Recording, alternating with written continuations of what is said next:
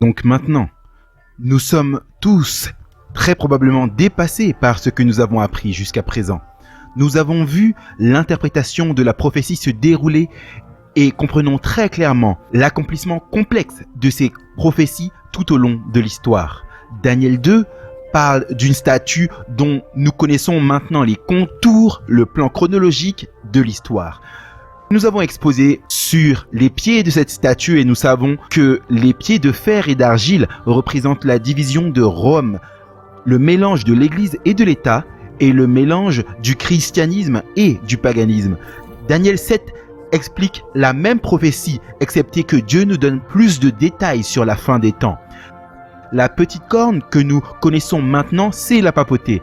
Nous avons été vers Jean le révélateur et Dieu nous donne encore une fois la même prophétie, mais nous donne une fois de plus de détails sur la fin des temps.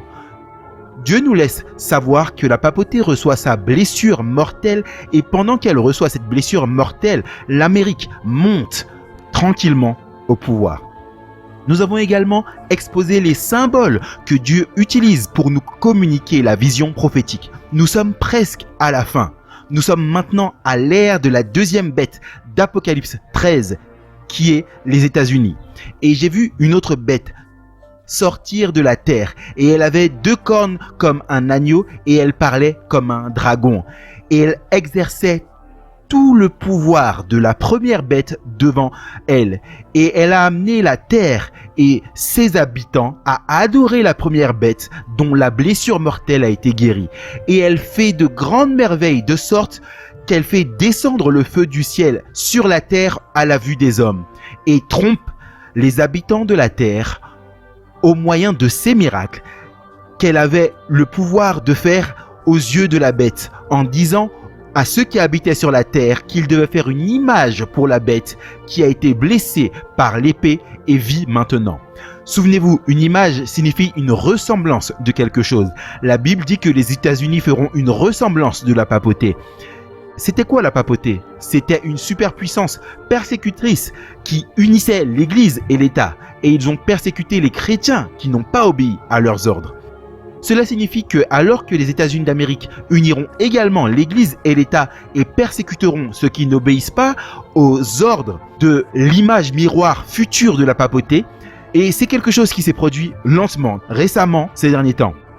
Et elle fait que tous, petits et grands, riches et pauvres, libres et esclaves, reçoivent une marque sur leur main droite ou sur leur front, et que personne ne puisse acheter ni vendre, sauf s'il n'avait la marque de la bête, ou le nom de son nom, ou le numéro de ce nom. Le mot grec que Jean utilise pour le mot marque, c'est le mot charagma, ce qui signifie un timbre, une marque imprimée, ou un signe de servitude. Donc dans la Bible, une marque, c'est une empreinte ou un timbre marquant la propriété. Apocalypse 14, à partir du verset 9. Et un troisième ange les suivit en disant d'une voix forte: si quelqu'un adore la bête et son image et reçoit une marque sur son front ou sur sa main, il boira lui aussi du vin de la fureur de Dieu, versé sans mélange dans la coupe de sa colère. Et la fumée de leur tourment monte au siècle des siècles, et ils n'ont ni repos de jour ni nuit, ceux qui adorent la bête et son image, et quiconque reçoit la marque de son nom. Apocalypse 20:14. Et je vis des trônes, et ils se sont assis dessus, et le jugement leur a été donné.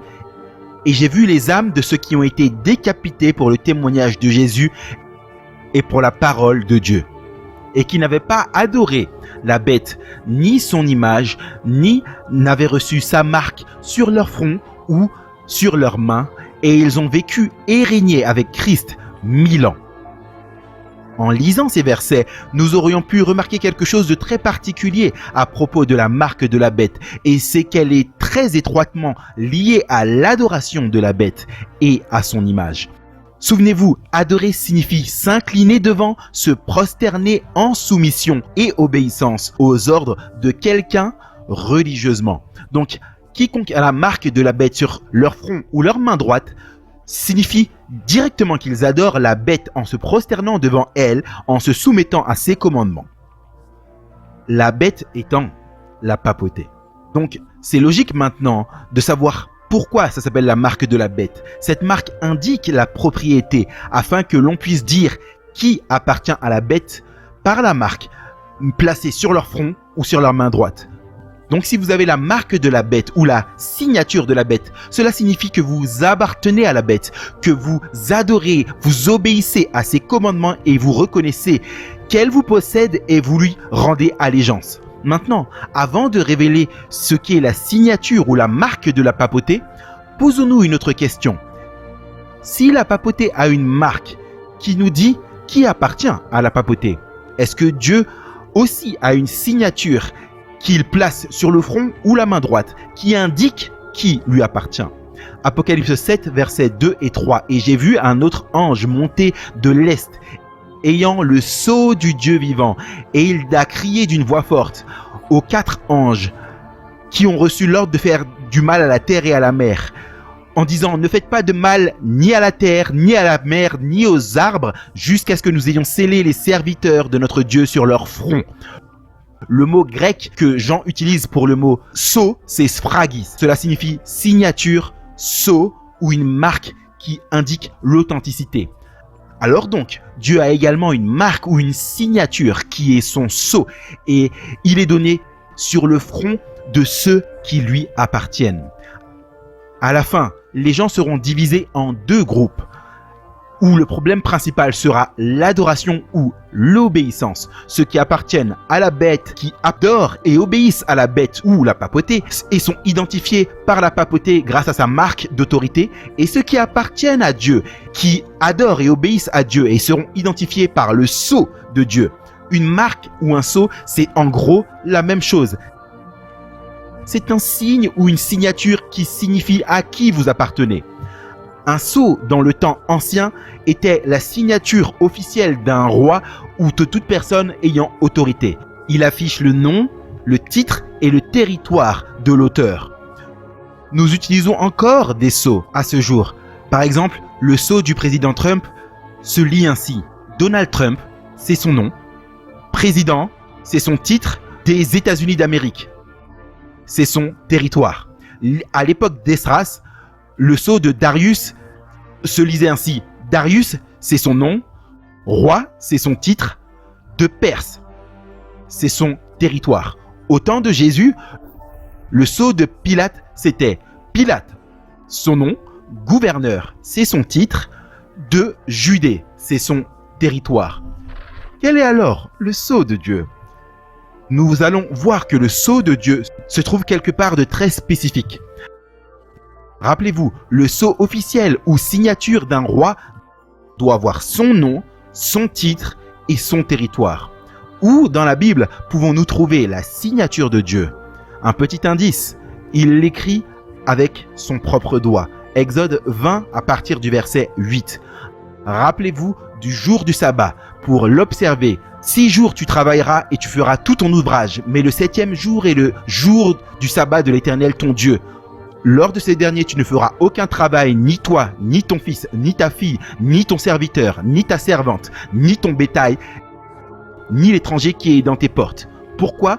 Car en 6 jours, le Seigneur, c'est son nom, a fait, c'est son titre, créateur, le ciel et la terre et la mer et tout ce qu'ils contiennent, c'est son territoire.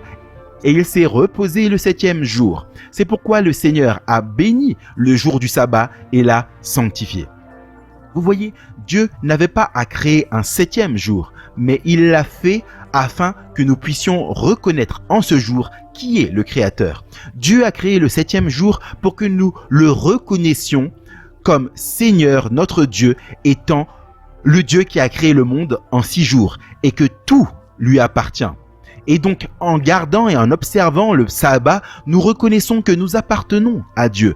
C'est pourquoi Dieu dit dans Ézéchiel 20, verset 12, « De plus, je leur ai donné mes sabbats pour être un signe entre eux et moi, afin qu'ils sachent que je suis le Seigneur qui les sanctifie. » Et au verset 20, « Sanctifiez mes sabbats, et ils seront un signe entre moi et vous, afin que vous sachiez que je suis le Seigneur votre Dieu. » En gardant le sabbat, nous reconnaissons le signe que nous appartenons au Seigneur notre Dieu. Et non, ce n'est pas simplement pour les Israélites ou les Juifs, parce que Jésus lui-même dit que le sabbat a été créé pour l'homme, pas seulement pour les Juifs. Adorer Dieu signifie obéir aux 10 commandements, mais le sabbat du 7e jour est spécifiquement le sceau de Dieu. N'importe qui peut obéir aux 9 commandements. N'importe qui de n'importe quelle religion peut s'abstenir de tuer, s'abstenir de voler, s'abstenir de convoiter ou d'utiliser le nom de Dieu en vain. Mais quand vous gardez le sabbat, vous reconnaissez qui est vraiment votre Dieu. Vous reconnaissez quel Dieu est votre Dieu. Donc, si le sabbat du 7e jour est le sceau de Dieu, quelle est alors la marque de l'autorité de la papauté? Encore une fois, je ne suis pas ici pour me faire des ennemis ou pour faire honte à qui que ce soit. Je suis seulement ici pour dire aux gens la vérité. Le registre catholique de Londres, Ontario, le 1er septembre 1923. Le dimanche est notre marque d'autorité. L'Église est au-dessus de la Bible et ce transfert de l'observation du sabbat est la preuve de ce fait. H.F. Thomas, chancellor du cardinal Gibbons. Bien sûr, l'Église catholique prétend que le changement du samedi au dimanche était son acte et un acte de sa marque et de son autorité ecclésiastique concernant les choses religieuses. Cardinal Gibbons, dans La foi de nos pères, la 92e édition, page 89, admet ouvertement. Vous pouvez lire la Bible de Genèse à Apocalypse et vous ne trouverez pas une seule ligne autorisant la sanctification du dimanche. L'Écriture impose l'observance religieuse du samedi, un jour que nous, l'Église catholique, n'avons jamais sanctifié. Encore une fois, le Catholic Mirror, la publication officielle du cardinal James Gibbons, 23 septembre 1893, l'Église catholique, en vertu de sa mission divine, a changé le jour du samedi au dimanche. Notre visiteur du dimanche, le 5 février 1950. Les protestants ne réalisent pas qu'en observant le dimanche, ils acceptent l'autorité du porte-parole de l'Église, le pape. Quel aveu choquant! L'observance du caractère sacré du dimanche à la place du sabbat, selon l'Église romaine, c'est la marque de l'autorité de la papauté. La sacralité du dimanche a été introduite la première fois par l'empereur Constantin au moment où il est devenu le premier pape, contrairement à la fausse croyance populaire qui dit que Pierre était le premier pape. Le premier jour de la semaine était le jour à l'époque où les païens adoraient leur dieu soleil.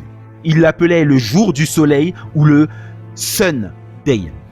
En observant le dimanche au lieu du sabbat de Dieu, nous adorons alors le pape en obéissant aux commandements du pape au lieu d'adorer Dieu en obéissant à ses commandements. Pourquoi est-ce que le sceau de Dieu et la marque de la bête sont sur le front ou la main droite? Deutéronome 6 à partir du verset 1. Maintenant, ce sont les commandements, les statuts et les jugements que l'Éternel ton Dieu a commandé de t'enseigner, que tu puisses les pratiquer dans le pays duquel tu vas prendre possession, afin que tu puisses craindre l'Éternel ton Dieu pour garder ses statuts et ses commandements, que je te commande toi, ton fils et le fils et les fils de ton fils, tous les jours de ta vie, et que tes jours soient prolongés. On parle ici des commandements de Dieu. Sautons jusqu'au verset 8. Et tu les lieras comme un signe sur ta main, et ils seront comme des frontaux entre tes yeux. Dieu dit que ces 10 commandements devraient être un signe sur nos mains et comme des frontaux entre nos yeux. Ce serait le front. Qu'est-ce que cela signifie réellement? Est-ce que cela signifie qu'on doit se balader partout avec des 2 tables de pierre attachées à la main ou sur le front? Clairement, ce n'est pas ce dont on parle. Le front représente nos esprits. Ecclésiaste 9, verset 10. Tout ce que ta main trouve à faire, fais-le avec toute ta force. Donc la main représente nos actions. Ainsi, ceux qui aiment Dieu mettront dans leur esprit d'adorer Dieu en obéissant à ses commandements, y compris le sabbat du 7e jour. Et cela se verra à travers leurs actions. Et ceux qui adorent la papauté dans leur esprit obéiront aux commandements de la papauté, y compris la sacralité du dimanche, et cela se verra également au travers de leurs actions. Maintenant, cela ne signifie pas que ceux qui observent le dimanche aujourd'hui ont déjà la marque de la bête. Apocalypse 13 à partir du verset 15. Et il, qui est la deuxième bête, les États-Unis, avait le pouvoir de donner la vie à l'image de la bête, qui est la ressemblance de la papauté, l'union états-unienne de l'Église et de l'État, et de déclarer que l'image de la bête devait à la fois parler et faire en sorte que tous ceux qui n'adoraient pas l'image de la bête devaient être tués. Donc les États-Unis feront une ressemblance de la papauté en unissant l'Église et l'État. Et cette union Église et État devra parler. De quoi parle-t-on lorsqu'une superpuissance parle? Elle déclare des lois et des législations. Et voilà pourquoi il est dit l'image de la bête, cette union états-unienne de l'Église et de l'État devrait à la fois parler ou provoquer, faire que, imposer, tous ceux qui n'adoraient pas ou n'obéiraient pas à cette union états-unienne de l'Église et de l'État devraient être tués. Et il fera en sorte ou obligera tous, petits et grands, riches et pauvres, libres et esclaves, à recevoir une marque sur la main droite ou sur leur front, et que personne ne pourrait acheter ni vendre, sauf celui qui avait la marque ou le nom de la bête ou le numéro de son nom. Et ainsi, les États-Unis feront une union d'Église et de l'État et légiféreront des lois qui imposeront l'observation de la sacralité du dimanche pour honorer la papauté.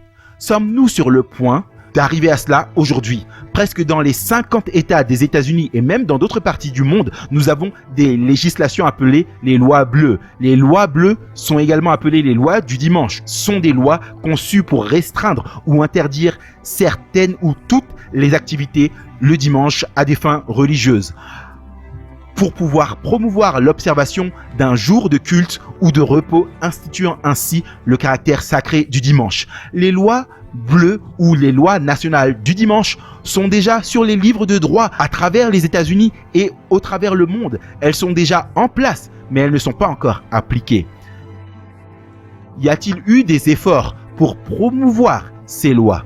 En réalité, l'ennemi qu'on ne peut pas voir a subtilement fait allusion à l'application d'une loi du dimanche. En juillet 2014, le pape François a déclaré sur catholique.org que travailler le dimanche a un effet négatif sur les familles. Il dit peut-être qu'il est temps de se demander si travailler le dimanche, c'est la vraie liberté. Le pape a également déclaré que passer le dimanche avec la famille et ses amis est un choix éthique pour les fidèles et les non-fidèles. L'agence catholique de nouvelles, le 12 août 2015, le pape François dit « Le dimanche est un don de Dieu ». François dit que le dimanche est un temps particulier pour le repos. Parce que dans les dimanches, nous trouvons Dieu. Il met l'emphase là-dessus dans le contexte de son discours du 26 septembre à Philadelphie lors de la réunion mondiale pour les familles. Et donc, sans doute, l'accent est fort dans l'agenda du pape sur le dimanche. Donc, François dit que le dimanche est le jour pour les familles. Mais la Bible dit que le sabbat est le jour pour les familles. Après que Adam et Ève furent créés, Dieu s'est reposé avec eux en tant que famille.